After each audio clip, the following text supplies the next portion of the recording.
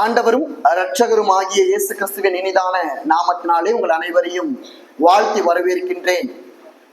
இந்த 2025 ஆண்டு முதல் ஓய்வு நாளிலே நாம் சபை மக்களாக ஒன்றாக இணைந்து தேவனுடைய சன்னிதானத்திற்கு முன்பதாக கூடி வந்து நாம் அவரை துதிக்கவும், அவரை ஸ்தோத்தரிக்கவும், அவருக்கு நன்றி செலுத்தவும் தேவன் நமக்கு வழங்கின இந்த மகத்தான ஒரு வாய்ப்பிற்காக, தருணத்திற்காக நான் தேவனை ஸ்தோத்தரிக்கிறேன். கடந்த ஆண்டு எப்படிப்பட்டது, கடந்த ஆண்டிலே நாம் எப்படி இருந்தோம் என்பதை நாம கடந்த நாட்கள்ல ஒரு தியானத்தை மேற்கொள்ளும்படியாக 2024 ஆண்டிலே நான் யார் என்பதை ஒரு செய்தியாக நாம கடந்த மாதத்துல நாம் பேசும்படி தேவன் கிருபை செய்திருந்தார். நாம இதை தியானித்தோம். இந்த ஆண்டு 2025 ஆண்டுல நாம் அடியெடுத்து வைத்திருக்கின்றோம். சரி, இந்த 2025 ஆண்டுல நாம கடைபிடிக்க வேண்டிய காரியம் என்ன என்பதுதான் இன்றைய தினத்தினுடைய செய்தியின் மைய பொருளாகவும் தலைப்பாகவும் இருக்கிறது. 2025 ஆண்டில் நாம் என்ன செய்ய வேண்டும், நாம் செய்ய வேண்டிய காரியம் என்ன, நாம் கடைபிடிக்க வேண்டிய காரியம் என்ன என்பதை நாம முதலாவது கற்றுக்கொள்ள வேண்டும். எல்லாருக்குமே ஒரு வாக்குத்தத்த வசனங்கள் கொடுக்கப்பட்டு எல்லாருமே இந்த வாக்குத்தத்தின்படி வாழ்க்கை அமையும், இந்த வருஷம் போகும்னு சொல்லி நாம எதிர்பார்க்கிறோம். ஆனா கடந்த நாட்கள்ல புதிய செய்தியை நம்முடைய தலைமை போதகர் ஐயா அவர்கள் சொல்லும் பொழுது வாக்குத்தத்தங்கள் எல்லாமே தேவனுடைய வசனங்கள் அனைத்துமே வாக்குத்தத்தங்கள் தான். எல்லா வாக்குத்தத்த வசனங்களும் நிறைவேறுவதற்கு ஒரு நிபந்தனைகள் கொடுக்கப்பட்டிருக்கிறது. நிபந்தனைகளை நிறைவேற்றும் பொழுது வாக்குத்தத்தங்கள் நிறைவேறுகிறது என்பதை நாம மிக தெளிவான ஒரு செய்தியின் வாயிலாக நாம் கேட்டறிந்திருந்தோம். என்ன கேட்டா, நம்ம ஒரு ஆண்டுக்குள்ள பிரவேசிக்கிறதுக்கு முன்னாடி வாக்குத்தத்த வசனங்களை விட மிகவும் நமக்கு ஒரு மூல மந்திர வார்த்தை ஒன்று தேவை. மூல மந்திர வார்த்தை அப்படின்னா என்னன்னா, அதுதான் பிரைமரி சோர்ஸா இருக்கணும். ஒரே ஒரு காரியத்தின் அடிப்படையில அந்த ஆண்டை நாம அனுசரிக்கணும், அந்த ஆண்டுல நாம காலடி எடுத்து வைக்கணும். பிள்ளைகள் ஹோம்ஒர்க் செய்யல, பிள்ளைகளுக்கு ஹோம்ஒர்க் செய்யல அப்படின்னு சொன்னா டீச்சர்ஸ் செய்யக்கூடிய 2 காரியம் இருக்குது. ஒண்ணு என்ன அப்படின்னா, பிள்ளைகளுக்கு முதல்ல என்ன செய்வாங்க, தண்டிப்பாங்க, அடிப்பாங்க, திட்டுவாங்க. 2வது, அதற்கு முன்னாடி உனக்கு பிள்ளைகள் யாராவது சொல்லலாமே, ஒரு ஹோம்ஒர்க் செய்யல அப்படின்னு சொன்னா டீச்சர் செய்யற காரியம் என்ன? Very good. இம்போசிஷன் அப்படிங்கிற ஒரு வார்த்தை இருக்குது. என்ன அப்படின்னு சொன்னா, நீங்க 50 முறை இம்போசிஷன் எழுதிட்டு வாங்க, 100 முறை எழுதிட்டு வாங்க, அல்லது 150 முறை எழுதிட்டு வாங்கன்னு சொல்லி ஒரே காரியத்தை பல முறை எழுதிட்டு வரும்படியா டீச்சர்ஸ் என்ன செய்வாங்க, ரூல்ஸ் போடுவாங்க, கட்டளை இடுவாங்க. எதற்காக அதை செய்யறாங்கன்னு சொன்னா, நம்ம செய்யாததற்காக அல்ல, அந்த ஹோம்ஒர்க்கை நம்ம செய்ய தவறினதுனால அல்ல, அந்த காரியத்தை சரியா நேர்த்தியா நினைவு கூறணும், அந்த காரியத்தை உறுதியா அவர்கள் மனப்பாடம் செய்திருக்கணும். அப்ப 50 முறை 100 முறை எழுதும் பொழுது நம்முடைய பிரெயின், அதாவது நம்முடைய மூளையானது அதை எளிமையாக அதை நினைவு வைத்துக் கொள்ளும் என்பதற்காக அப்படிப்பட்ட ஒரு யுக்தியை ஆசிரியர்கள் கடைபிடிக்கின்றார்கள். அதே போலதான் இந்த 2025 ஆண்டுல உங்கள் அனைவருக்கும் கொடுக்கக்கூடிய ஒரு இம்போசிஷன் வேர்டு, இம்போசிஷன் வார்த்தை என்ன அப்படின்னா, என் தேவன் பெரியவர், அவர் எல்லாவற்றையும் செய்வார். சொல்லுங்க, என் தேவன் பெரியவர், அவர் எல்லாவற்றையும் செய்வார். இதுதான் இந்த ஆண்டிற்கான மூல மந்திர வார்த்தையாக உங்களுக்கு கொடுக்கப்படுகிறது. என் தேவன் பெரியவர், அவரால் முடியாதது என்று ஒன்றுமே இல்லை, அவர் எல்லாரிலும் காட்டிலும் பெரியவர், அவர் எல்லாவற்றிற்கும் மேலானவர், அவரால் முடியாதது என்று ஒன்றுமே இல்லை, அவரால் எல்லாம் கூடும், அவரால் எல்லாம் சாத்தியம் என்கின்ற ஒரு உணர்வோடு கூட நீங்கள் அனைவரும் இந்த ஆண்டுல நீங்க காலடி எடுத்து வைக்கணும். இதை நீங்கள் ஒருவரும் மறக்க கூடாது. இந்த ஆண்டுல நீங்கள் எப்படிப்பட்ட உபத்திரத்துக்குள்ளாக தள்ளப்பட்டாலும், எவ்வளவு நிந்தைக்குள்ளாக தள்ளப்பட்டாலும், இந்த மூல மந்திர வார்த்தையை நீங்கள் மறந்து விடக்கூடாது. என் தேவன் பெரியவர், அவரால் எல்லாம் கூடும், எல்லாம் பண்ண முடியும். My God can do everything அப்படிங்கிற ஒரு உணர்வு உங்கள் அனைவருக்குள்ளையும் காணப்படணும். ஒரு கதை ஒண்ணு உங்களுக்கு நான் சொல்லி ஆரம்பிக்க விரும்புறேன். இந்த உலகத்திலே எது பெரியது, எது சக்தி வாய்ந்ததுன்னு சொல்லி ஒரு ஆர்குமெண்ட் வந்துச்சான். உடனடியாக எல்லாரும் என்ன செய்தாங்கன்னா, முதல்ல நெருப்பு தான் ரொம்ப சக்தி வாய்ந்தது, அக்னி தான் ரொம்ப சக்தி வாய்ந்தது அப்படின்னு சொல்லிட்டு நெருப்பு கிட்ட போய் கேட்டாங்களாம். நெருப்பே நீ தான் ரொம்ப சக்தி வாய்ந்ததா சொல்றாங்களே, அப்படியா, உண்மையா அது அப்படின்னு கேட்ட உடனே எல்லாருமே அப்படிதான் நினைக்கிறாங்க. ஆனா தண்ணின்னு ஒரு விஷயம் என் மேல பட்டுச்சுன்னு சொன்னா நான் இருக்கிற இடம் தெரியாம அழிஞ்சிருவேன், நானு என்னுடைய முழுமையா நான் காலி ஆயிருவேன் அப்படின்னு சொன்ன உடனே அப்ப உடனே தண்ணிக்கிட்ட போய் கேட்டாங்களாம், தண்ணியே நீ தான் ரொம்ப சக்தி வாய்ந்தது, நீ தான் பெரியவன் சொல்றாங்களே, உண்மையா அப்படின்னு கேட்ட உடனே நானும் அப்படிதான் நினைத்து கொண்டிருந்தேன். ஆனா சூரியன் என் உச்சத்துல இருக்கும் போது நான் என்ன செய்வேன், ஆவியா மேல போயிருவேன். அப்போ சூரியன்கிட்ட போய் கேட்டாங்களே, அப்ப சூரியனை நீதான் ரொம்ப பெரியவனா, நீதான் ரொம்ப சக்தி வாய்ந்தவனா இந்த உலகத்துல அப்படின்னு கேட்கும் பொழுது சூரியன் சொல்றானா, நானும் ரொம்ப பெரியவனாதான் இருக்கிறேன், ஆனா மேகம்னு ஒண்ணு என்னை மறைச்சிருச்சுன்னு சொன்னா நான் காணாம போயிருவேன். உடனே மேகத்துக்கிட்ட போய் கேட்டாங்களாம், மேகமே நீதான் ரொம்ப பெரியவனா, நீதான் ரொம்ப சக்தி வாய்ந்தவனான்னு கேட்ட போது மேகம் சொல்றான், நான் பார்க்க பரவி காணப்படுவேன், வானத்துல நான் பரவி எங்கும் நான் தான் இருப்பேன், ஆனா காத்துன்னு ஒண்ணு என் மேல பட்டுருச்சுன்னு சொன்னா நான் பஞ்சா பறந்துருவேன், நான் இருக்கிற இடமே இல்லாம ஆயிருவேன் அப்படின்னு ஒண்ணு மறுபடியும் காற்றுக்கிட்ட போய் கேட்டாங்களாம். அப்ப காற்று, எல்லாத்துக்கும் நீ தானே பெரியவன் அப்படின்னு கேட்ட உடனே நானும் இப்படிதான் என்னை நம்பிக்கொண்டு நான் வேகமா வீசிட்டு போவேன், திடீர்னு பாத்தீங்கன்னா ஒரு பெரிய மலைகள் மீது மோதி நான் அப்படியே திரும்பி வந்துருவேன் அப்படின்னு சொன்ன உடனே அப்ப மறுபடியும் போயிட்டு மலைகள் கிட்ட கேட்டாங்களாம், இப்ப மலைகளே நீங்க தான் ரொம்ப பெரியவரோ, நீங்க தான் ரொம்ப சக்தி வாய்ந்தவரா அப்படின்னு கேட்ட உடனே நானும் அப்படிதான் பெருசா நான் அங்கங்க இருப்பேன், கல்களும் மரங்களுமா நிறைஞ்சு காணப்படுவேன், ஆனா இந்த மனுஷ பயபுல என்ன பண்ணுவான், வெடிமருந்தை கொண்டு வந்து என்னுடைய இடத்துல வச்சு என்ன செஞ்சிருவான், இருக்கிற இடமே தெரியாம என்ன தரமட்டம் ஆக்கிருவான், அப்ப நான் காணாம போயிருவேன் அப்படின்னு சொல்லி அந்த மலைகள் சொல்லிச்சான். கடைசியா மனிதன்கிட்ட கேட்டாங்களாம், அப்போ நீதான் இந்த உலகத்திலேயே ரொம்ப சக்தி வாய்ந்தவன் போல, நீதான் பெரியவர் போல, அப்ப நீதான் மனுஷனே பெரியவனா அப்படின்னு சொல்லி மனுஷன்கிட்ட கேட்டாங்களாம். மனுஷன் சொன்னானா, சாவுன்னு ஒண்ணு வந்துருச்சுன்னு சொன்னா நான் காலி ஆயிருவேன், என்னுடைய வாழ்க்கை முடிஞ்சிரும் அப்படின்னு சொன்னாங்களாம். உடனே கடைசியில அந்த மரணத்துக்கிட்ட அந்த சாவு கிட்ட போய் கேட்டாங்களாம், எல்லாத்தையும் விழுங்குற சாவே அப்ப நீதான் மரணமே, நீதான் அப்ப பெரியவன் அப்படின்னு சொன்ன உடனே நானும் அப்படிதான் அகம்பாவத்தோடு ஆணவத்தோடு கர்ஜித்து கொண்டிருந்தேன், ஆனா என்னையும் ஜெயித்த ஒருவர், என்னையும் வென்ற ஒருவர் இருக்கிறார், அவர் தான் பெரியவர்னு சொல்லி அந்த மரணம் சாட்சி கொடுத்ததான். யார் அந்த பெரியவர்? நம்முடைய ஆண்டவராகிய இயேசு கிறிஸ்து. அல்லேலூயா. அப்ப பாருங்க, மரணத்தை வென்ற ஒருவர் தான் இந்த உலகத்தில் பெரியவர் என்றால் அது நம்முடைய ஆண்டவராகிய இயேசு கிறிஸ்து ஒருவரே தவிர வேற ஒருவரும் இந்த உலகத்துல பெரியவர் அல்ல.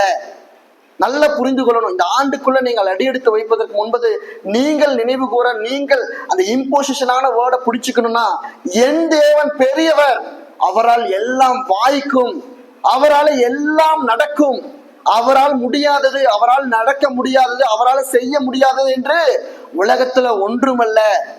மனிதர்களுடைய பவரை விட, அதிகாரங்களை விட, பொருளாதாரத்தை விட, மனிதர்களுடைய சக்திகளை விட என் தேவன் மிகவும் பெரியவராய் இருக்கின்றார், அவரால் எல்லாம் கூடும் என்கின்ற அந்த மூல மந்திரத்தை நீங்கள் அனைவரும் இந்த ஆண்டில நீங்கள் கடைபிடித்து வைத்துக் கொள்ள வேண்டும். சரி, நம்ம வாசித்த வேத பகுதிக்குள்ளாக நாம் கடந்து செல்லலாம். வாசிங்க 29ஆம் அதிகாரம் 11 14 உள்ள.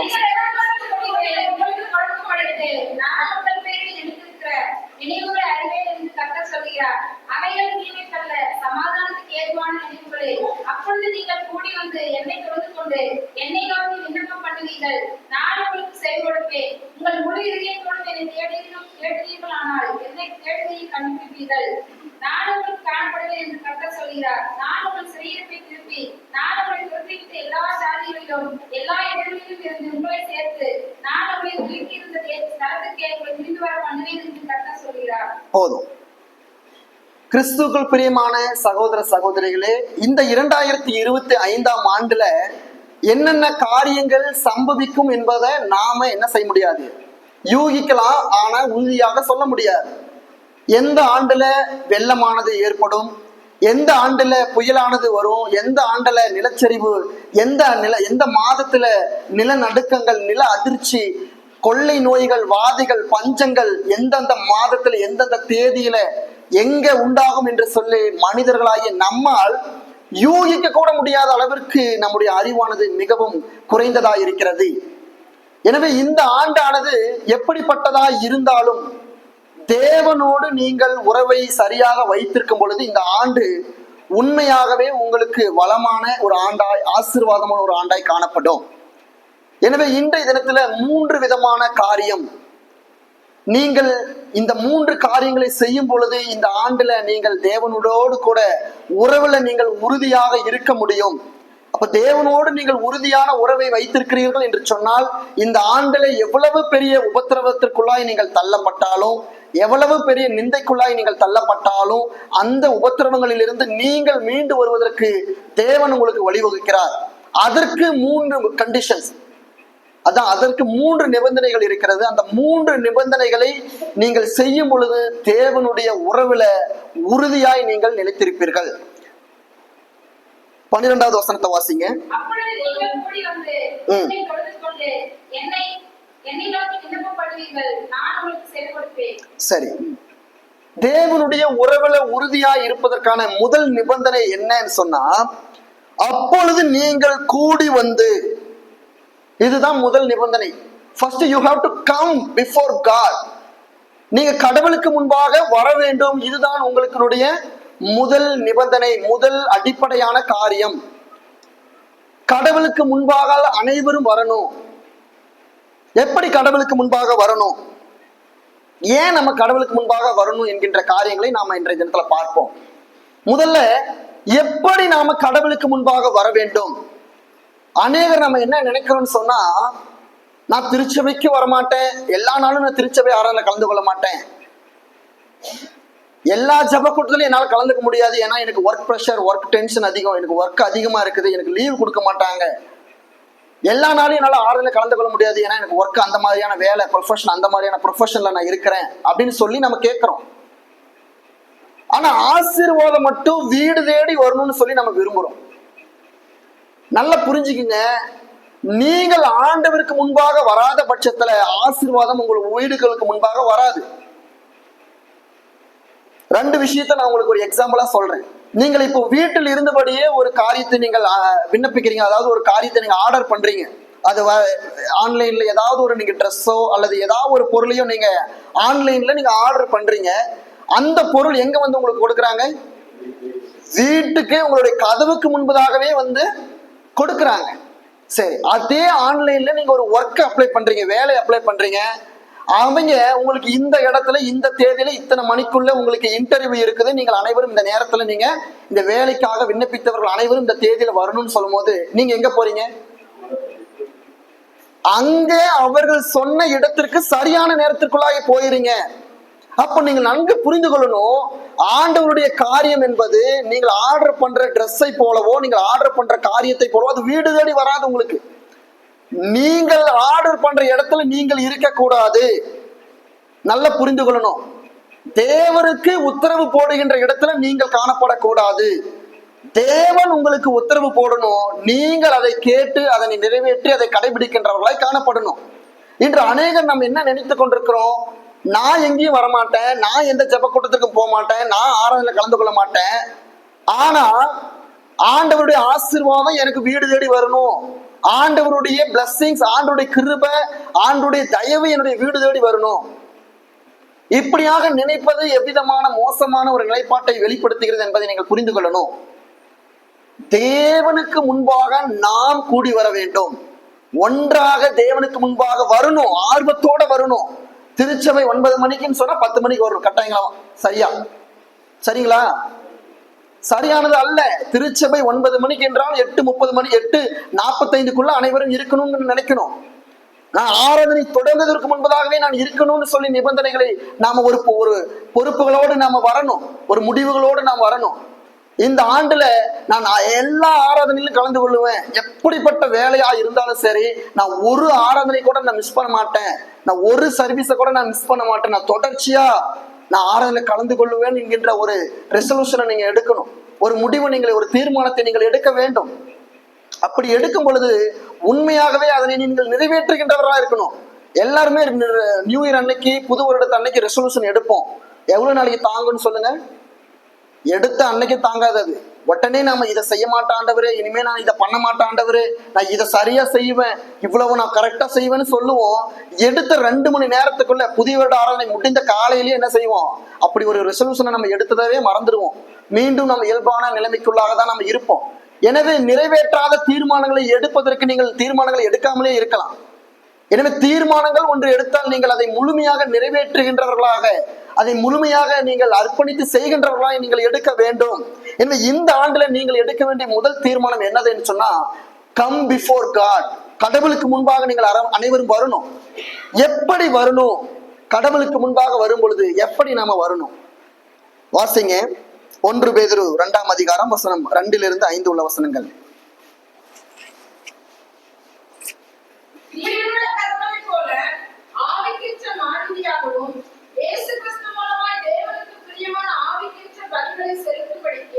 பரிசுத்த ஆசாரிய கூட்டமாகவும் கட்டப்பட்டு வருகிறீர்கள். அந்தபடியே இதோ தெரிந்து கொள்ளப்பட்டதும் விலையேறப்பட்டதுமாயிருக்கிற மூலைக்கல்லை சீயோனில் வைக்கிறேன், அதில் மேல் விசுவாசமாய் இருக்கிறவன் வெட்கப்படுவதில்லை என்று வேதத்திலே சொல்லி இருக்கிறது. போதும். புதிதாக பிறந்த குழந்தையை போல நீங்கள் தேவனுடைய ஞானத்தின் மேல பிரியமா இருக்கணும். அப்ப நீங்கள் முதல்ல தேவனுக்கு முன்பாக வரணும்னு சொன்னா, you have to be a newborn baby. அதாவது நீங்கள் புதிதாக பிறந்த குழந்தையை போல மறுபிறப்பின் அனுபவத்தோடு நீங்கள் கிறிஸ்துவுக்குள்ள வரணும், திருச்சபைக்கு வரணும், தேவனுக்கு முன்பாக நீங்கள் வரணும்னு சொன்னா, நீங்கள் ஒரு புதிதாய் பிறந்த குழந்தைகளை போல நீங்கள் மாற வேண்டும்.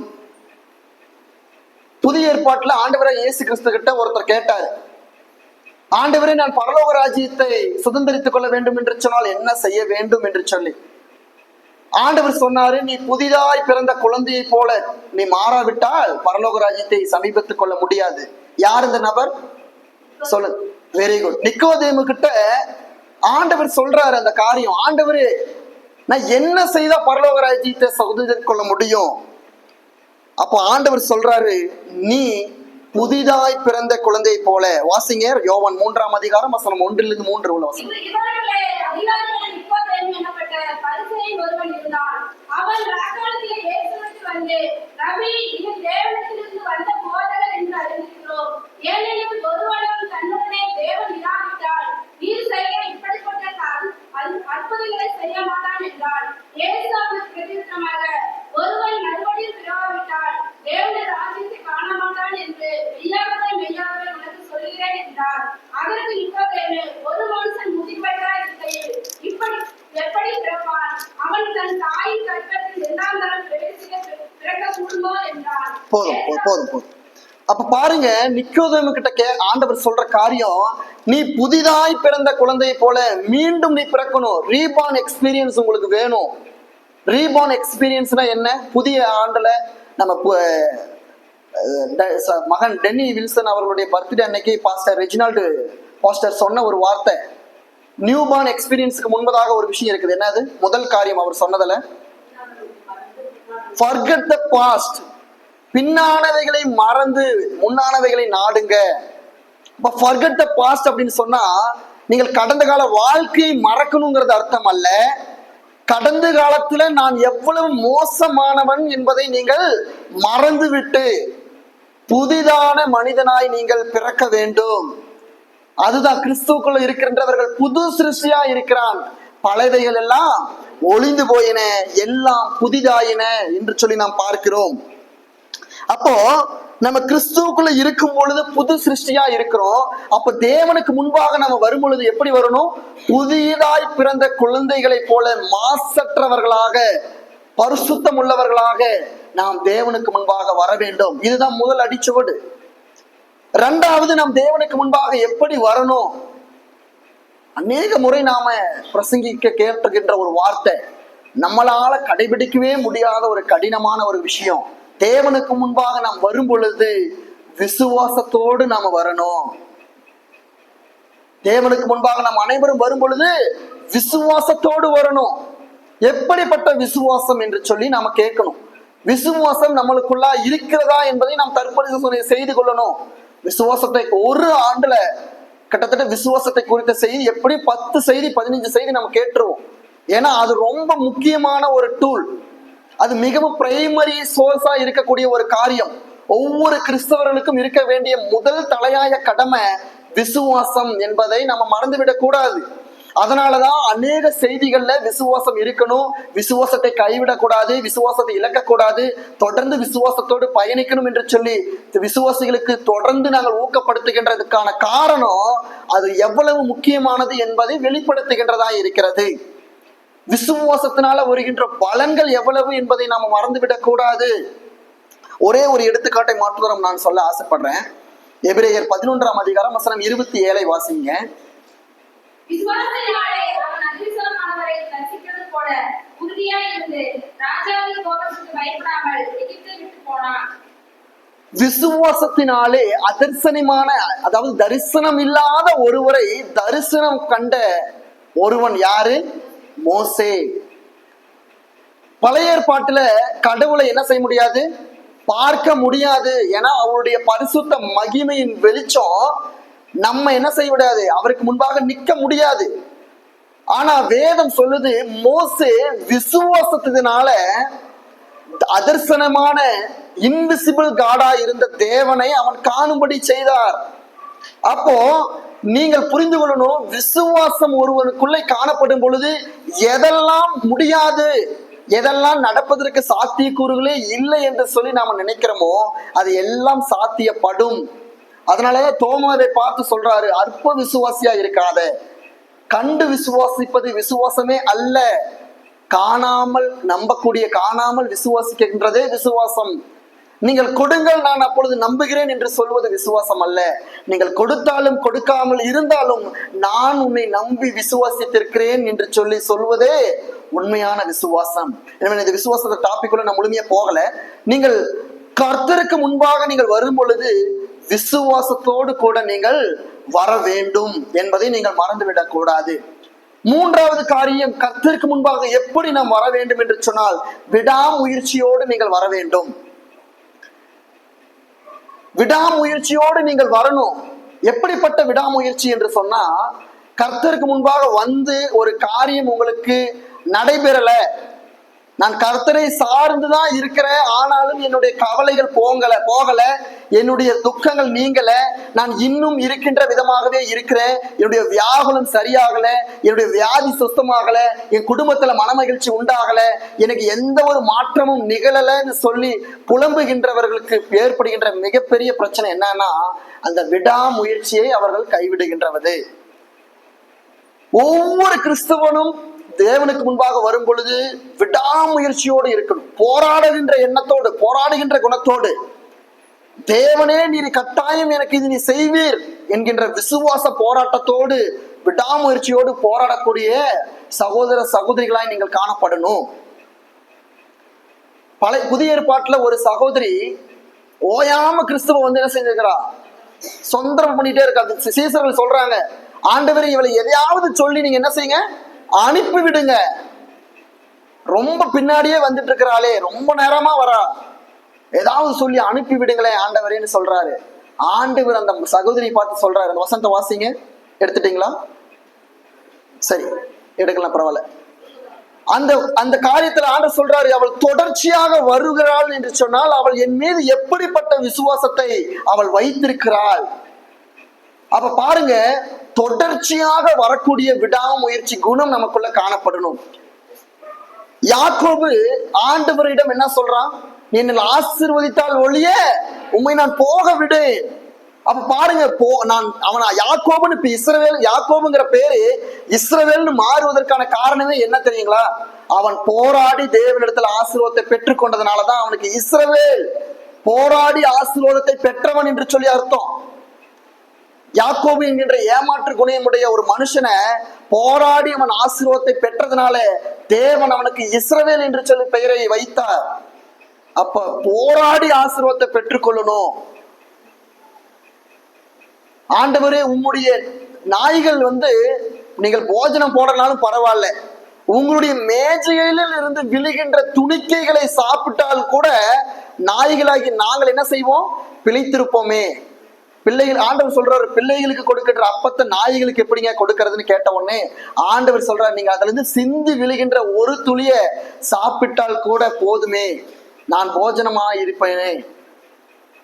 துணியின் ஓரத்தை தொட்டால் என்னுடைய பெரும்போக்கு சுகமாகும் என்று சொல்லி ஒரு ஸ்திரீ ஆண்டவரை போராடி தொட்டு என்ன செய்தா? சுகம் பெற்று கொண்டாள். அப்ப நல்லா பாருங்க, எல்லா ஆசீர்வாதமும் புதிய ஏற்பாட்டுல ஆண்டவர்கிட்ட பெனிஃபிட் ஆன எல்லாருமே, புதிய ஏற்பாட்டு நிருபங்களை நீங்க வாசிக்கும் பொழுது ஆண்டவரிடம் விசுவாசத்தோடு கேட்ட யாவருக்கும் ஆண்டவர் இறங்கினார். நான் இல்லைன்னு சொல்லல, ஆனா எல்லாருமே என்ன செய்யல? வெறுமனா உட்கார்ந்துட்டு இல்ல. அந்த குருடன் கத்துறான், ஆண்டவரே தாவீதின் குமாரனே எனக்கு இறங்கும் என்று சொல்லும் பொழுது எல்லாரும் என்ன சொல்றாங்க? டேய் அமைதியா இரு அப்படின்னு சொல்லி அவனை அதட்டுறாங்க. எல்லாருடைய சத்தத்திற்கு மேலாக தன்னுடைய சத்தத்தை உயர்த்தி, தாவீதின் குமாரனே எனக்கு இறங்கும். நல்லா புரிந்து கொள்ளுங்க, தேவனுக்கு முன்பாக நீங்கள் வரணும் என்று சொன்னால் போராடுகின்ற குணப்பக்குவம் உங்களுக்கு உள்ள வேண்டும். முயற்சி, விடாமுயற்சியோடு நீங்கள் கேட்கணும். விடாமுயற்சியோடு நீங்கள் கேட்கப்படும் பொழுதுதான் அது உங்களுக்கு கொடுக்கப்படும். லேசினஸோட நீங்க கேட்டீங்கன்னா கட்டாயம் கிடைக்காது. அரை தூக்கத்துல நீங்க தூக்கத்தோடு ஜெபம் பண்ணி ஆண்டவரே கொடுங்க கொடுங்க கொடுங்கன்னா கிடைக்காது. விடாமுயற்சியோடு கேட்கின்றவனுக்கு தேவன் இறங்குகின்றவனாய் இருக்கிறார். எல்லாருமே அப்படிதான். ஆண்டவர்கிட்ட சுகம் பெற்றவர்கள் எல்லாருமே அப்படியாக தான் இருந்தார்கள். விடாமுயற்சியோடு போராடி தங்களுடைய ஆசீர்வாதங்களை பெற்றுக் கொண்டவர்களாய் காணப்பட்டார்கள். எனவே தேவனுக்கு முன்பாக நாம் வரும் பொழுது நம்ம விடாமுயற்சியோடு வர வேண்டும். வாசிங்க யாக்கோபு 1ஆம் அதிகாரம் வசனம் 12 வாசிங்க.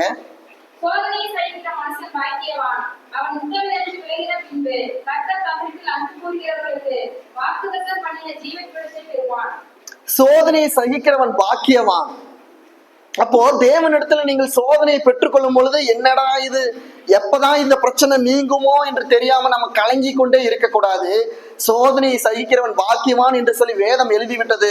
நான் விடாமுயற்சியோடு நான் தேவனையே சார்ந்திருப்பேன், நான் தொடர்ந்து தேவனோடு விசுவாசத்தோடு அவரோடு கூட நான் முன்னடப்பேன் அப்படிங்கிற விசுவாச விடாமுயற்சி நமக்குள்ள வேண்டும். எபிரேயர் 12:1 என்ன சொல்லுது? மேகம் போல இத்தனை திரளான சாட்சிகளை நீ நெருக்கி ஏவும் பொழுது விசுவாசத்தை துவக்குகிறவரும் முடிக்கிறவரும் ஆகிய கிறிஸ்துவை நோக்கி நான் ஓடுகின்றேன், நேர்கோட்டில ஓடுகின்றேன். அப்ப பாருங்க, விடாமுயற்சியின் குணம், விடாமுயற்சியின் பக்குவம் நம்ம அனைவருக்குள்ள காணப்படணும். ஆண்டவர் இன்னைக்கு என்ன ஆசீர்வதிக்கிற பரவாயில்ல, நாளைக்கு என்ன ஆசீர்வதிக்கலாலும் பரவாயில்ல, இந்த ஆண்டு முழுக்க என்ன ஆசீர்வதிக்கலாலும் பரவாயில்ல, நான் ஆண்டவர் விட்டு போக மாட்டேன். என் நோய்க்கு அவர் சுகம் கொடுக்கலனாலும் பரவாயில்ல, என் கடன் பிரச்சனையை அவர் தீர்க்கலனாலும் பரவாயில்ல, நான் ஆண்டவரை விட்டு விலகி ஓட மாட்டேன் அப்படிங்கிற ஒரு விடாமுயற்சி, போராடுகின்ற குணம் நம் அனைவருக்குள்ளேயும் காணப்பட வேண்டும் பிரியமானவர்களே. எனவே இந்த ஆண்டினுடைய முதல் நிபந்தனை, நீங்கள் தேவனோட உறவில சரியாக இருக்கணும் என்று சொன்னால் முதல் நிபந்தனை, நீங்கள் தேவனுக்கு முன்பாக வர வேண்டும். நீங்கள் தேவனுக்கு முன்பாக ஒவ்வொரு நாளும் வர வேண்டும். ஒரு நாள் மாத்திரமல்ல, ஒவ்வொரு நாளும் ஒவ்வொரு நிமிடமும் நீங்கள் தேவனுக்கு முன்பாக நீங்கள் வர வேண்டும்.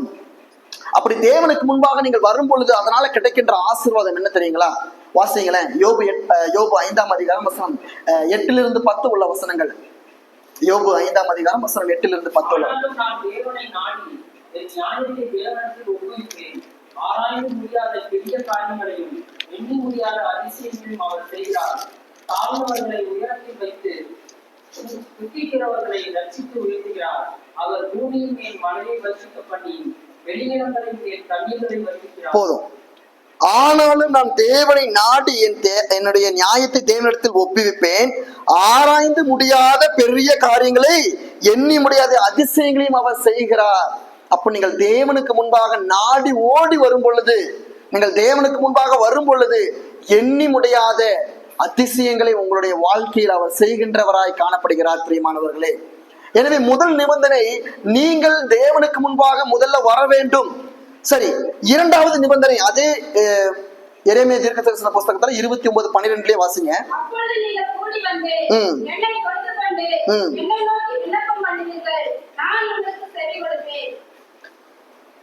அப்பொழுது நீங்கள் கூடி வந்து என்னை தொழுது கொண்டு என்னை நோக்கி விண்ணப்பம் பண்ணுவீர்கள். முதல்ல நம்ம கூடி வருது, எப்படி கூடி வரணும், எந்த நிலைப்பாட்டுல கூடி வரணும்னு சொல்லி பார்த்துட்டோம். ஆனா எப்படி கூடி வரக்கூடாது என்று சொல்லியும் ஒரு வசனம் இருக்கிறது. நம்ம ஒவ்வொரு திருவிருந்து ஆராதனையின் போது அந்த வசனங்களை நம்ம வாசிக்கின்றோம். 1 கொரிந்தியர் 11:34 வசனத்துல என்ன போட்டிருக்குது? நீங்கள் நீங்கள் ஆக்கினைக்கு ஏதுவாக கூடி வராதபடிக்கு. போதும். எப்படி கூடி வரக்கூடாது? நீங்கள் ஆக்கினைக்கு ஏதுவாக கூடி வராதபடிக்கு நீங்கள் இருக்கணும். அப்ப திருச்சபைக்கு முன்பாக நம்ம வரோம், திருச்சபையில வரோம்னு சொன்னா ஃபர்ஸ்ட் நீங்க என்ன செய்யணும்? உங்களுடைய மொபைல் போனை நீங்க வீட்டுல விட்டுட்டு வந்தா ரொம்ப சந்தோஷம். உங்க பாக்கெட்ல நீங்க சுவிட்ச் ஆஃப் பண்ணீங்கன்னா இன்னும் ரொம்ப சந்தோஷம். ஆனா இல்ல பாஸ்டர், எனக்கு வேகமா வேதத்தை வாசி, இதுதான் எனக்கு ரொம்ப ஹெல்ப்ஃபுல்லா இருக்கு. அந்த சகோதரி பைபிளை வேகமா திருப்பிடுறாங்க, நான் செல்லுலன்னா இன்னும் ரொம்ப வேகமா நான் திருப்பிடுவேன் அப்படின்ட்டு இது நீங்க இதெல்லாம் சாக்கு போக்கு சொல்லி நீங்கள் மொபைல் போனை திருச்சபையில நீங்க உபயோகிக்க நாங்கள் அனுமதிக்க மாட்டோம். மொபைல் போன் வர்றதுக்கு முன்பாக பல ஆண்டுகளுக்கு முன்பாக என்ன வந்துருச்சு? வேதம் வந்துருச்சு. இருந்தாலும் ஏன் மொபைல் போன்ல வேதம் கொடுக்கப்படுதுன்னு சொன்னா, அன்கம்ஃபர்டபுள் பிளேசஸ்ல நீங்கள் இருக்கும் பொழுது, வேதத்தை திருப்ப முடியாத இடத்துல நீங்கள் இருக்கும்போது, ஒரு எமர்ஜென்சி ஒரு சூழ்நிலைக்காக மொபைல் போன்ல வேதமானது கொடுக்கப்படுது. அது நல்ல காரியம் தான். ஆனா அது எல்லா இடத்துலையும் நீங்கள் பயன்படுத்தணும், திருச்சபை ஆராதனையில பயன்படுத்தணும் என்று சொல்லி நீங்கள் நினைக்க கூடாது. எனவே இதுதான் ஆக்கினைக்கு ஏதுவாக கூடி வராதபடிக்கு எச்சரிக்கையா இருக்கணும். வரணும்னு சொன்னா பயபக்தி, ஒரு நடுக்கம். தேவனை தரிசிப்பதற்கு முன்பதாக நாம் நடுங்கி பயபக்தியோட வரணும். அப்படி வரும் பொழுதுதான் ஆண்டவருடைய பிரசன்னம் நம்ம மீது இறங்கும். அப்படி நம்ம இருக்கும் பொழுது ஆண்டவர் பரிசுத்த ஆவியானவர் மூலமாக இந்த தேவனுடைய வசனங்களை, திரு வசனங்களை நம்முடைய இருதயத்துல ஊற்றுவார். அந்த வசனங்கள் கிரிகை செய்யும். மொபைலுக்கு முன்னாடி என்னுடைய கண்கள் வைத்துக்கொண்டு, என்னுடைய சிந்தனையை நான் உலகத்திற்கு நேராக வைத்துக்கொண்டு, நான் யோசனைகளை எல்லாம் உலகத்துக்கு வைத்துக்கொண்டு வெறும் காதை மட்டும் நான் போதைகளுடைய பிரசங்கத்துக்கு கொடுத்துட்டு இருந்தேன்னு சொன்னா அந்த வசனங்கள் பேசுறதே வேஸ்ட், அதை கேட்கறதும் வேஸ்ட். எனவே நீங்கள் ஆக்கினைக்குள்ளாக கூடி வராதபடிக்கு மிகவும் எச்சரிக்கையா இருக்கணும். சரி, 2வது நிபந்தனை என்னன்னு சொன்னா, நீங்கள் கூடி தொழுது கொண்டு, அடுத்த வசந்த வாசிங்க. இல்ல 12லயே தொழுது கொண்டு என்னை நோக்கி விண்ணப்பம் பண்ணுவீர்கள். ஃபர்ஸ்ட் நீங்க கூடி வரணும், அடுத்தது தொழுது கொண்டு என்னை விண்ணப்பம் பண்ணணும். தொழுது கொண்டு விண்ணப்பம் செய்தல் அப்படின்னு சொன்னா கால் அண்ட் ப்ரே. நீங்கள் தேவனிடத்துல ஜெபிக்கவும் விண்ணப்பிக்கவும் வேண்டும். அதுதான் ரொம்ப முக்கியம். கூடி வந்துட்டீங்க, சரி, அடுத்து என்ன செய்யணும்? தேவனை தொழுது கொள்ள வேண்டும். எப்படி தொழுது கொள்ள வேண்டும்? மேல என்ன எழுதியிருக்கு? பரிசுத்த அலங்காரத்துடனே தொழுது கொள்ளுங்கள். எது பரிசுத்த அலங்காரம்? உடைகளின் மீது அல்ல, நம்முடைய சரீரத்தின் மீது அல்ல. பரிசுத்த அலங்காரம் நம்முடைய இருதயத்திற்குள்ளானதா இருக்கிறது, நம்முடைய சிந்தைக்குள்ளானதா இருக்கிறது. என்னுடைய சிந்தை பரிசுத்த அலங்காரமாய் காணப்படணும். என்னுடைய இருதயம் பரிசுத்த அலங்காரமாய் இருக்கணும். பரிசுத்த அலங்காரம் உள்ள இருதயத்தோடு, பரிசுத்த அலங்காரம் உள்ள சிந்தையோடு நாம் தேவனுக்கு முன்பாக உட்கார்ந்து தொழுது கொண்டு விண்ணப்பிக்கணும். நீங்கள் அப்படி செய்யும் பொழுதுதான் உண்மையாகவே உங்களுடைய விண்ணப்பங்கள் கேட்கப்படும். இல்லைன்னு சொன்னா அது ஒருபோதும் கேட்கப்படாது. ஏசாயா 55:6 வாசிங்க.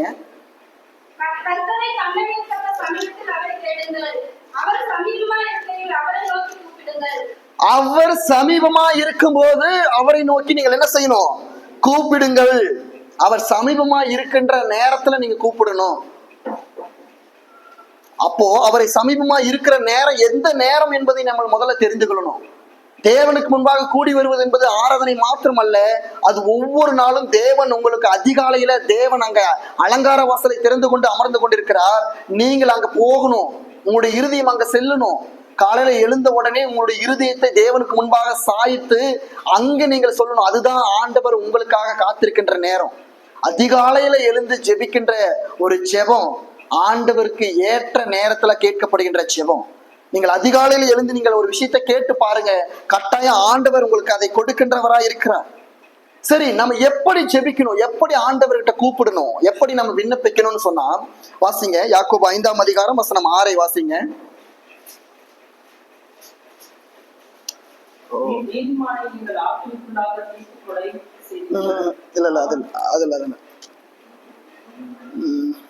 ரோமர் 8:26-27 உள்ள வசனங்கள். அந்தபடியே ஆவியானவரும் நமது பலவீனங்களில் நமக்கு உதவி செய்கிறார். நாம் ஏற்றபடி வேண்டிக் கொள்ள வேண்டியிருந்ததென்று அறியாமல் இருக்கிறபடியால் ஆவியானவர் தாமே வாக்கு கடங்காத பெருமூச்சோடு நமக்காக வேண்டுதல் செய்கிறார். ஆவியானவர் தேவனுடைய சித்தத்தின்படியே பரிசுத்தவான்களுக்காக வேண்டுதல் செய்கிறபடியால் இருதயங்களை ஆராய்ந்து பார்க்கிறவர் ஆவியின் சிந்தை இன்னதென்று அறிவார். பாருங்க, அந்த வழியே ஆவியானவரும் நமது பலவீனங்களில் நமக்கு உதவி செய்கிறார். நாம் ஏற்றபடி வேண்டிக் கொள்ளாதது நிமித்தம் அவர் நமக்காக என்ன செய்கிறாரு? வேண்டிக் கொள்றாரு. அவர் நமக்காக அவர் தேவனிடத்துல பரிந்து பேசுகின்றார். நீங்க நல்லா புரிஞ்சுங்க. நீங்க உண்மையான பயபக்தியோடு தேவனுக்கு முன்பாக அமர்ந்து காத்திருந்து ஜெபிக்கும் பொழுது, ஒருவேளை நீங்கள் ஜெபிக்க எனக்கு தெரியல பாஸ்டர், எனக்கு ஜெபிக்க வரல, எனக்கு அந்த கோர்வையா ஜெபிக்க தெரியல, எனக்கு அந்த தூய தமிழ்ல எனக்கு ஜெபிக்க தெரியல, எனக்கு நடைமுறை தமிழ் தான் வாயில வருது, எல்லாரும் அந்த தூய தமிழ்ல ஜெபிக்கிறாங்க, எனக்கு அது வரமாட்டேங்குது. அப்பதான் என்ன செய்யறாரு பாருங்க, ஆண்டவர் பரிசுத்த ஆவியானவரை உங்களுக்காக உதவி செய்ய அனுமதிக்கிறார். உங்களுக்கு நீங்கள் வேண்டுதல் செய்ய தெரியலனாலும் ஆண்டவர் என்ன செய்யறாரு? உங்களுக்காக பரிசுத்த ஆவியானவரை கொண்டு பரிந்து பேசும்படியாக அந்த காரியத்தை செய்கிறார். 27 வாசிங்க.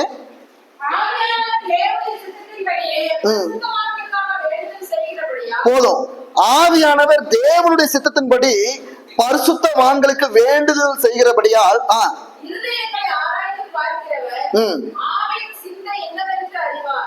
நீங்கள் பாருங்க, ஒரு விஷயத்தை நீங்கள் கேட்க முடியலனாலும் கூட உங்களுக்காக வேண்டுகின்ற பரிசுத்த ஆவி என்ன செய்யும்? உங்களுடைய இருதயத்தின் ஆழத்தை அறிந்து உங்களுக்கு என்ன வேண்டும் என்பதை அறிந்து நீங்கள் மறந்துட்டாலும் சரி, அதை உங்களுக்கு பிதாவின் இடத்துல கொண்டு போய் சேர்க்கின்ற வேலையை பரிசுத்த ஆவியானவர் செய்கிறார். அப்ப பாருங்களேன், தேவனுக்கு முன்பாக நீங்கள் பயபக்தியோடு விசுவாசத்தோடு புது பிறப்பின் அனுபவத்தோடு விடாமுயற்சியோடு நீங்கள் வரீங்க. வந்ததற்கு பின்பாக நீங்கள் தேவனை நோக்கி சத்தமிட்டு நீங்கள் ஜெபிக்கிறீங்க, நீங்கள் விண்ணப்பம் செய்கிறீங்க. உங்களுக்கு ஒருவேளை ஜெப நிலைமையில நீங்கள் என்ன செய்யல, உங்களுடைய ஜெபத்திற்கு உங்களால முடியலன்னு சொன்னாலும் பரிசுத்த ஆவியானவரை உங்களுக்கு உதவி செய்யும்படியாக தேவன் அழைக்கிறார். நீங்கள் கேட்டவைகளையும் கேட்க மறந்தவைகளையும் பரிசுத்த ஆவியானவர் உங்களுடைய இருதயத்தின் ஆழத்தை அறிந்தபடியினால அதை கொண்டு போய் பிதாவின் இடத்துல ஒப்படைக்கிறார். அப்ப பாருங்க, நம்ம விண்ணப்பிப்பது என்பது எவ்வளவு முக்கியமானது, ஜெபிப்பது என்பது எவ்வளவு முக்கியமானது என்பதை நீங்கள் புரிந்து கொள்ள வேண்டும். இரண்டாவது முக்கியமான காரியம், நம்முடைய விண்ணப்பம், நம்முடைய ஜெபம் யாருக்கானதாய் காணப்பட்டது? முதல்ல, ஆண்டவரே என் குடும்பத்தை ஆசீர்வதிங்க, என்னுடைய பிள்ளைகளை ஆசீர்வதிங்க, என்னுடைய கணவருக்கு வேலை கிடைக்கணும், இதுதான் நம்முடைய ஜெபம் விண்ணப்பமா இருக்கிறதா? இல்ல என்னுடைய ஜெபம் மற்றவர்களுக்காக நான் ஜெபிக்கின்ற ஜெபம் அதிகமா, எனக்காக ஜெபிக்கின்ற விண்ணப்பங்கள் ஏராளமா என்று சொல்லி ஒப்பிட்டு பார்க்கணும். நீங்கள் நீங்கள் ஒருவருக்காக ஒருவர் ஜெபித்து, அப்ப நீங்கள் ஒருவருக்காக ஒருவர் ஜெபிக்கணும். நம்ம அநேகர் என்ன செய்யணும், நமக்காகவே நம்ம நிறைய பேர் ஜெபிக்கிறது கிடையாது. அதனால நாம புதிய ஒரு இடத்துல நமக்கு இரண்டாவது மிகப்பெரிய நிபந்தனை என்ன? கடவுளுக்கு முதல் நிபந்தனை கடவுளுக்கு முன்பாக வரணும். இரண்டாவது நிபந்தனை கடவுளுக்கு முன்பாக வந்து நாம தொழுது கொண்டு அதற்கு பின்பு அவரிடத்துல விண்ணப்பிக்கணும். அந்த விண்ணப்பமும் சுயநலமாக இல்லாமல் பொதுநலமாக இருக்க வேண்டும். மற்றவர்களுக்காக அநேக ஜெபங்களை நீங்கள் ஏறெடுக்கணும் என்பதை தான் ஆண்டவர் இந்த நேரத்துல நம்மத்திலே வெளிப்படுத்துகின்றார். சரி, மூன்றாவது நிபந்தனை ஆண்டவருடைய உறவில உறுதியாக இருந்து இந்த ஆண்டை வெற்றியுள்ள ஆண்டாய் மாற்ற வேண்டும் என்று சொன்னால், மூன்றாவது மிகப்பெரிய நிபந்தனை என்ன அப்படின்னு சொன்னா, அந்த வசனம் 13வது வசனத்தை வாசிங்க.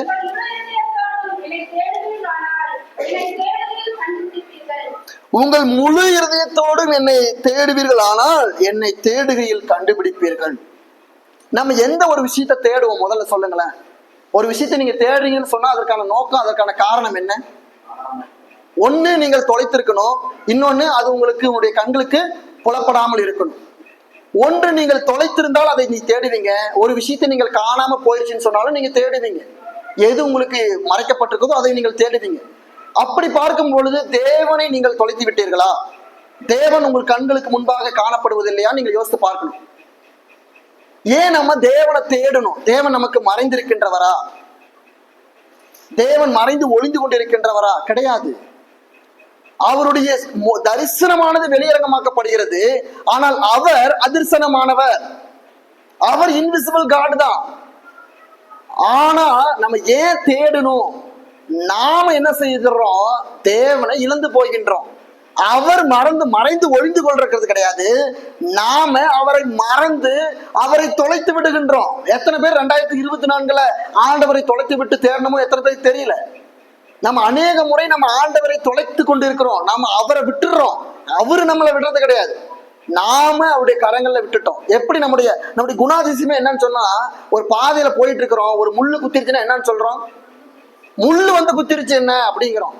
நாம காலை கொண்டு போய் முள்ளுல வச்சுட்டு முள்ளு என்ன வந்து குத்திருச்சு, டாக்டர்கிட்ட போகும்போது ஏன் காலில் ரத்தம் வருது, முள்ளு குத்திருச்சு டாக்டர். நாம தான் போய் முள்ளு மேல காலை வைத்தோம், முள்ளு வந்து நம்ம தேடி வந்து குத்துறது கிடையாது. அதே போலதான் நாம தான் ஆண்டவரை தொலைத்து போடுறோம், நாம தான் ஆண்டவர்கிட்ட விலகி ஓடி போயிடுறோம். ஆண்டவர் இருக்கின்றவராகவே இருக்கிறார். நான் இருக்கின்றவராகவே இருக்கிறேன், நான் எங்கேயும் மறந்து போவதில்லை, நான் எங்கேயும் ஒளிந்து கொள்கின்றவர் கிடையாது. அதனாலதான் அப்போஸ்தலர் நடவடிக்கைகள்ல தெரியாதவங்க தடவியாவது ஆண்டவரை தேடி கண்டுபிடிச்சிருங்கன்னு சொல்லி போடப்பட்டிருக்குது. வாசிங்களேன், அப்போஸ்தலர் 17ஆம் அதிகாரம் வசனம் 26 27 உள்ள வசனங்கள்.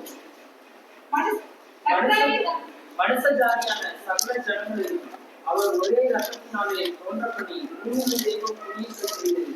முன் தீர்மானிக்கப்பட்ட காலங்களையும் அவர்கள் குடியிருக்கும் எல்லைகளையும் குறிப்பிடுகிறார். கர்த்தராகிய தம்மை அவர்கள் தடவியாகிலும் கண்டுபிடிக்கத்தக்கதாக தம்மை தேடும்படிக்கு அப்படி செய்தார். அவர் நமக்கு ஒருவருக்கும் தூரமானவர் அல்ல. எப்போதும் கர்த்தராகிய தம்மை அவர்கள் தடவியாகிலும் கண்டுபிடிக்கத்தக்கதாக தம்மை தேடும்படிக்கு அப்படி செய்தார். அவர் நம்மில் ஒருவருக்கும் தூரமானவர் அல்லவே. நம்ம ஆண்டவர் யாருக்குமே தூரமானவர் அல்ல. நாம தான் ஆண்டவரை விட்டு தூரமாய் போய் கொண்டிருக்கிறோம். அதனாலதான் ஆண்டவர்கள் கிட்ட சொல்றாங்க, தேவனை தடவியாகிலும் கண்டுபிடிச்சிருங்க. ஏன்னா ஆண்டவரை தேடுறதுக்கு யாருக்கும் இங்க விருப்பங்கள் இல்லை. ஆண்டவரை தேடணுங்கிற எண்ணமே நமக்கு அநேகருக்கு கிடையாது. நமக்கு எல்லாம் கிடைக்குதுன்னு சொன்னா அது அவருடைய கிருபை. ஆனா அவர்கிட்ட வந்து கிருபையை நம்ம புடிச்சுக்கிறோம், அவர்கிட்ட இருந்து வர ஆசீர்வாதங்களை புடிச்சுக்கிறோம், ஆனா கொடுத்தவரை விட்டுறோம். அதுதான் மிகப்பெரிய பிரச்சனையே இங்க. நம்ம ஏன் ஆண்டவரை தேடணும்னு சொன்னா, முதல்ல ஆண்டவரை நம்மோடு இருக்கிறாருங்கிறத நம்ம புரிஞ்சுக்கணும், மறந்துடக்கூடாது. எப்பொழுதுமே நம்ம ஆண்டவரை தேடிக்கொண்டே இருக்கணும். நம்ம எதுக்காக தேடணும்னு சொன்னா, ஏன் ஆண்டவர் என்னோடு பயணிக்கிறார், நான் அவரோடு பயணிச்சுட்டு இருக்கிறேன் அப்படிங்கிறத உறுதிப்படுத்துவதற்காக நீங்கள் தேடணுமே தவிர தொலைத்து விட்டு நீங்கள் தேடக்கூடாது. அதனாலதான் தேவனை கர்த்தரை கண்டடையத்தக்கத்தில் கண்டடையுங்க. கர்த்தரை தேடுற சமயத்துல தேடுங்க. அப்புறம் விட்டுட்டு அதுக்கப்புறம் அவர் போன பின்னாடி என்ன செய்யக்கூடாது, நாம ஐயோயோ கர்த்தரை மறந்துட்டோமே அப்படின்னு சொல்லி நம்ம புலம்புவது வேஸ்ட். காற்றுள்ள போதே தூற்றிக்கொள். தேவனை கண்டடையத்தக்க சமயத்தில் நீங்கள் கண்டடைய வேண்டும். தேவனை அறிந்து கொள்ள வேண்டிய நேரத்துல நீங்கள் அறிந்து கொள்ள வேண்டும். நம்முடைய ஆயுசு நாட்கள் முடிவதற்குள்ள நாம தேவனுடைய மகத்துவத்தை புரிஞ்சுக்கணும். நம்முடைய ஆயுசு நாட்கள் முடிஞ்சதுக்கு அப்புறம் ஐயோ ஆண்டவரை நான் உண்மை தேடாம விட்டுட்டனே, ஆண்டவரை நான் உண்மை அறியாம விட்டுட்டனே அப்படின்னு புலம்புறதுனால ஒன்றும் இல்லை. ஆக்கினை நான் தீர்ப்பு நாள்ல ஆண்டவர்கிட்ட போயிட்டு ஆண்டவரே எனக்கு நான் தெரியாம பண்ணிட்டேன் ஆண்டவரே அப்படின்னு ஆண்டவர் கொடுக்க போறது கிடையாது. அதனால தேவனை கண்டடையத்தக்க சமயத்தில் நீங்கள் கண்டடைய வேண்டும்.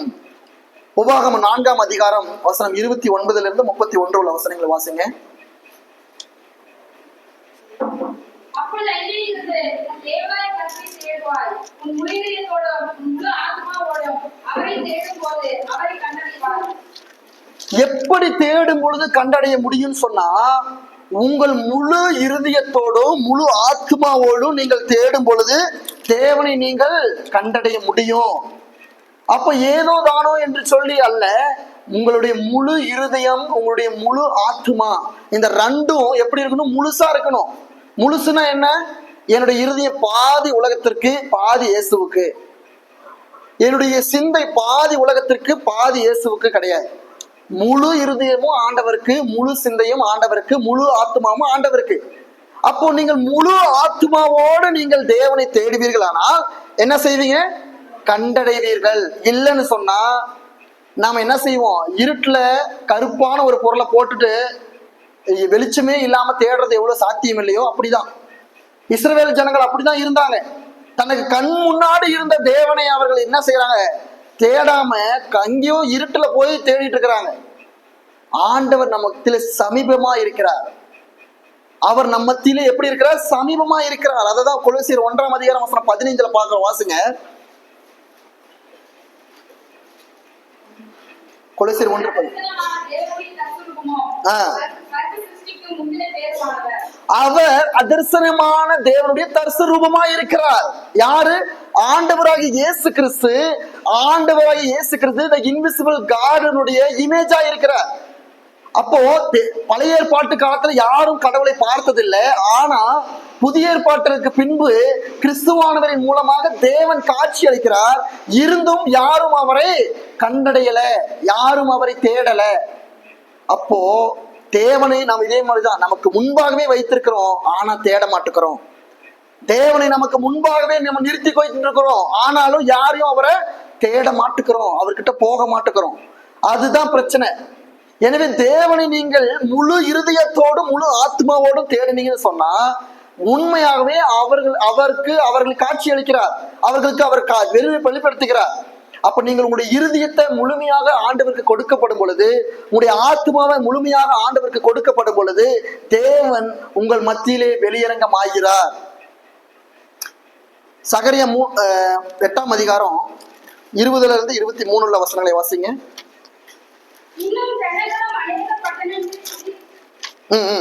அதுதான் அநேக பட்டணங்களின் குடிகளும் வருவார்கள் என்று சேனையின் கர்த்தர் சொல்கிறார். ஒரு பட்டணத்தின் குடிகள் மறு பட்டணத்தின் குடிகளுக்கு போய் நாம் கர்த்தருடைய சமூகத்தில் விண்ணப்பம் பண்ணுவோம், சேனையின் கர்த்தரை தேடவும், தீவிரித்து போவோம், வாருங்கள் நாங்களும் போவோம் என்று சொல்லுவார்கள்.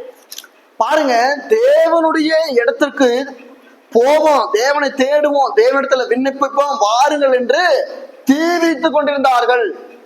அப்போ தேவனை தேடும்படியாக நாம் தீவிரத்திக் கொண்டிருக்க வேண்டும். தேவனை தேடும்படி என்ற உணர்வு நமக்கு மிகுதியாய் காணப்படணும். அனுதினமும் நாம எழுந்து தேவனை தேடுகின்றவர்களா இருக்கணும். அதுதான் அங்க வெளிப்படுத்தப்படுகிறது. தேவனை முழு இருதயத்தோடும் முழு ஆத்மாவோடும் தேடுகின்றவர்களுக்கு தேவன் அவருடைய காரியத்தை வெளிப்படுத்துகிறார். எனவே கிறிஸ்துக்கள் பிரியமான சகோதர சகோதரிகளே, இந்த 2025ஆம் ஆண்டுல நீங்கள் செய்ய வேண்டிய 3 நிபந்தனைகள் எதற்காக சொன்னா, தேவனுடைய உறவுல உறுதியாக இருப்பதற்காக. நீங்கள் செய்ய வேண்டிய 3 கடமைகள் என்று சொல்லி நீங்கள் எடுத்துக்கொள்ளுங்க. முதல் கடமை, நீங்கள் தேவனுக்கு முன்பாக வர வேண்டும். 2வது கடமை, வந்த நீங்கள் உதாசனமாக ஆக்கடிக்கு ஏதுவாக கூடி வராதபடிக்கு நீங்கள் ஜெபிக்கவும் விண்ணப்பிக்கவும் நீங்கள் அதனை பயன்படுத்திக் கொள்ள வேண்டும். 3வது காரியம், நீங்கள் தேவனை தேட வேண்டும். நீங்கள் 3வது தேவனை தேடும் பொழுது தேவன் உங்களுக்கு அவரை நீங்கள் காண்பிக்கிறார். அதனாலதான் கேளுங்கள் அப்பொழுது உங்களுக்கு கொடுக்கப்படும், தேடுங்கள் அப்பொழுது நீங்கள் கண்டடைவீர்கள், தட்டுகிறவனுக்கு உங்களுக்கு திறக்கப்படுகிறது. எனவே கேட்கிறவன் எவனோ அவனுக்கு கொடுக்கப்படுகிறது, தேடுகிறவன் கண்டடைகிறான், தட்டுகிறவனுக்கு திறக்கப்படுகிறது. முதல்ல நீங்கள் இதெல்லாம் செய்யணும். இதெல்லாம் நிபந்தனை. நீங்கள் தேடணும், நீங்கள் வரணும், நீங்கள் ஜெபிக்கணும், நீங்கள் விண்ணப்பம் பண்ணணும். இது எதையுமே நம்ம செய்யாம இந்த ஆண்டுல ஆசீர்வாதம் எனக்கு வீட்டை நிரப்பணும், ஆண்டவரே என்னுடைய வீட்டை முழுமையா நிரப்பணும், என் குடும்பத்துல நிரப்பணும்னு சொன்னா ஆண்டவர் அதை செய்ய மாட்டார். எனவே கிறிஸ்துக்குள் பிரியமானவர்களே, ஆண்டவர் உங்களை ஆசீர்வதிக்கணும்னு சொன்னா நீங்கள் அதற்கு ஏற்ற பாத்திரவானாய் திகழணும். இதை நான் ஒவ்வொரு ஆண்டும் நான் சொல்றேன். ஆண்டவருடைய ஆசீர்வாதத்தை பெற்றுக்கொள்ள தகுதியுள்ள பாத்திரமாய் நாங்க மாற வேண்டும். ஆண்டவருடைய ஆசீர்வாதம் நிரம்பணும்னு சொன்னா நாம் அதற்கு கெப்பாசிட்டி உள்ளவர்களா இருக்கணும், அதற்கு உடையவர்களாய் நம்ம தகுதி உள்ளவர்களாய் காணப்படணும். ஆண்டவருடைய ஆசீர்வாதத்துக்கு தகுதி இல்லாம ஆண்டவருடைய ஆசீர்வாதத்தை எதிர்பார்க்க கூடாது.